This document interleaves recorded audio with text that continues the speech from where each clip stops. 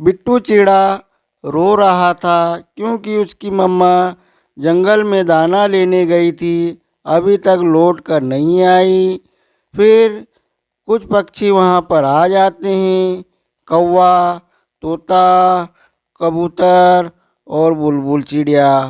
और वह बिट्टू चिड़े से कहते हैं कि बेटा, तुम्हारी माँ अभी एक दुर्घटना में मर गई है। तो वह बिट्टू कहता है कि नहीं, तुम सभी पक्षी झूठ बोल रहे हैं, वह नहीं मर सकती।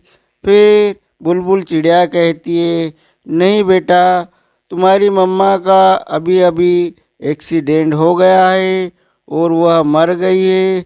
अब तुम्हें हौसला रखना पड़ेगा और तुम्हें सब्र से काम लेना पड़ेगा।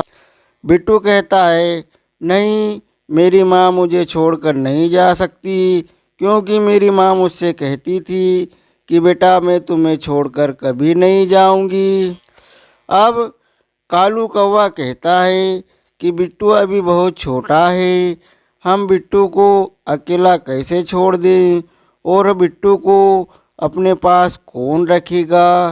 कौवा तो कहता है कि भैया, मैं तो नहीं रखूँगा, क्योंकि मेरी पत्नी गोरी कौवी बहुत जालिम है, वह बिट्टू को अपने घर में नहीं रखेगी।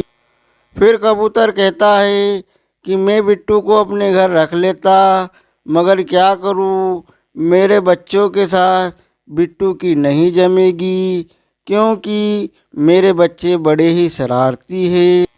फिर तोता कहता है कि भाई लोग, हम बिट्टू को अपने घर में नहीं रख सकते, क्योंकि गर्मी का मौसम चल रहा है और गर्मी में हमें तो दाना खाने को मिलता नहीं है, तो हम बिट्टू को कहाँ से खिलाएंगे, हमारा तो पेट बड़ी मुश्किल से भरता है, फिर हम बिट्टू को कहाँ से दाना ला कर देंगे।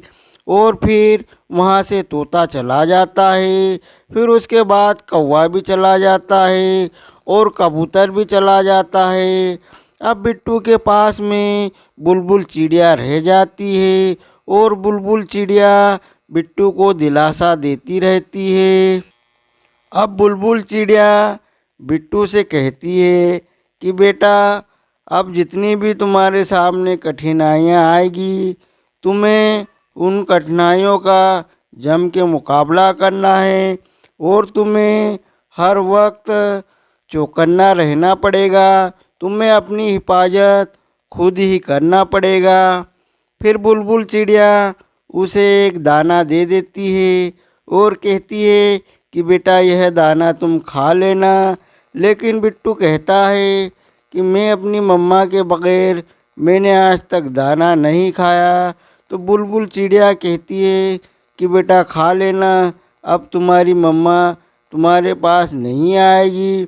और फिर बुलबुल चिड़िया कहती है कि बेटा, अब मुझे भी जाना होगा। और फिर बुलबुल चिड़िया वहाँ से चली जाती है। अब बिट्टू चिड़ा अपने घोंसले में रोता रहता है और वह अकेला होता है, उसे डर भी लगता है। अब रात हो जाती है, रोते रोते फिर उसे एक आवाज़ सुनाई देती है और वह आवाज़ उसकी मम्मा की होती है। वह बिट्टू चिड़ा कहता है कि मम्मा, तुम मुझे दिखाई क्यों नहीं दे रही हो। तो वह उसकी मम्मा टुन्नी चिड़िया कहती है कि बेटा, मैं तुम्हारे साथ हूँ, मगर मैं तुम्हें दिखाई नहीं दूँगी। मैं तुमसे कहती थी ना कि हमारे अलावा एक दूसरी और दुनिया है, मैं दूसरी दुनिया में आ चुकी हूँ, अब मेरा यहाँ से आना नामुमकिन है। मैं तुम्हें एक नसीहत करती हूँ कि बेटा, तुम्हें अब हिम्मत से काम लेना होगा और तुम्हें अपना दाना खुद ही ढूंढना होगा और तुम्हें अपने ही सारे काम खुद ही करना होगा और दूसरे खुकार पक्षियों का मुकाबला भी तुम्हें ही करना होगा। और फिर वह टूनी चिड़िया गायब हो जाती है। फिर बिट्टू चिड़ा रोने लगता है और रोते रोते उसकी आँख लग जाती है, वह सो जाता है। फिर सुबह हो जाती है। फिर बिट्टू सुबह होने पर वह बिट्टू जंगल की तरफ अकेला ही दाना लेने के लिए जाता है। अब बिट्टू दाना लेकर घर आ जाता है। फिर रात हो जाती है। अब बिट्टू अपने घोंसले में बैठा रहता है, लेकिन अब बिट्टू को डर नहीं लगता, क्योंकि उसकी मम्मा ने उसे हौसला और हिम्मत दे दी थी। फिर वह आराम से सो जाता है।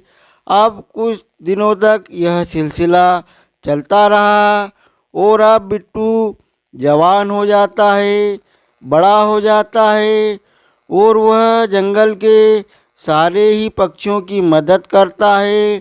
कोई पक्षी अगर बीमार होता उन्हें दवा ला कर देता, किसी पक्षी को किसी चीज़ की ज़रूरत पड़ती वह उन्हें पूरा करता, और वह चिड़ा जंगल में सभी पक्षियों को अच्छे से रखता और सबकी अच्छे से मदद करता रहता। अब एक दिन की बात है कि कालू कौवा घबरा कर, डर कर भागता हुआ बुलबुल चिड़िया के पास आता और बुलबुल चिड़िया से कहता कि बुलबुल बहन, हमारे जंगल में उल्लुओं की टोली आ गई है। वह उल्लू बड़े ही बदमाश है, अगले साल भी हमारे जंगल में आए थे और हमारे सारे पक्षियों के घर तोड़ दिए थे और सभी के अंडे तोड़ दिए थे। तो बुलबुल चिड़िया कहती है कि क्या तुमने जंगल के सभी पक्षियों को खबर कर दी? तो कालू कौवा कहता है कि मैंने सभी पक्षियों को खबर कर दी। फिर बुलबुल चिड़िया कहती है कि तुमने मानव चिड़े को खबर कर दी? तो कौवा कहता है कि मैंने तोते को भेजा है। फिर कुछ समय के बाद वह कौवा वहाँ से चला जाता है। फिर इधर वह तोता मानव चिड़े के पास चला जाता है और मानव चिड़े से उल्लुओं की सारी बात बता देता है। अब मानव चिड़ा कहता है कि तुम सभी को घबराने की ज़रूरत नहीं है, उन उल्लुओं से मुकाबला मैं करूँगा। मुकाबला ताकत से नहीं होता है, मुकाबला दिमाग से होता है। फिर उल्लुओं की टोली जंगल में आती है और उल्लू आपस में बात करते हैं कि इस बार तो हमारी रानी उल्लू भी आई है, हमें हमारी रानी उल्लू को खुश करना है। और वह वहाँ से बिट्टू चिड़े के घोंसले के वहाँ से गुजर रहे थे।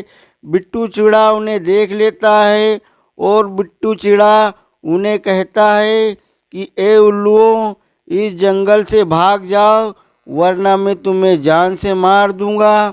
अब वह उल्लू सोचते हैं कि आज तक कोई पक्षी ने हमें धमकी नहीं दी, ये कौन पक्षी है, ज़रूर इसके पास कोई ताकत होगी।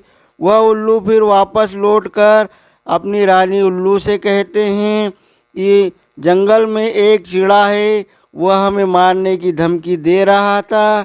तो वह रानी उल्लू कहती है कि तुम उस चिड़े से बचकर रहो, क्योंकि वह चिड़ा कोई मामूली चिड़ा नहीं हो सकता है, उसके पास ज़रूर कोई न कोई ताकत होगी।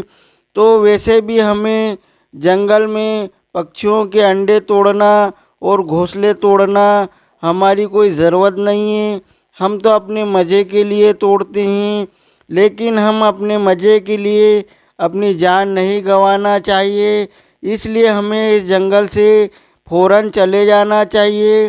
फिर उल्लू उस जंगल से चले जाते हैं।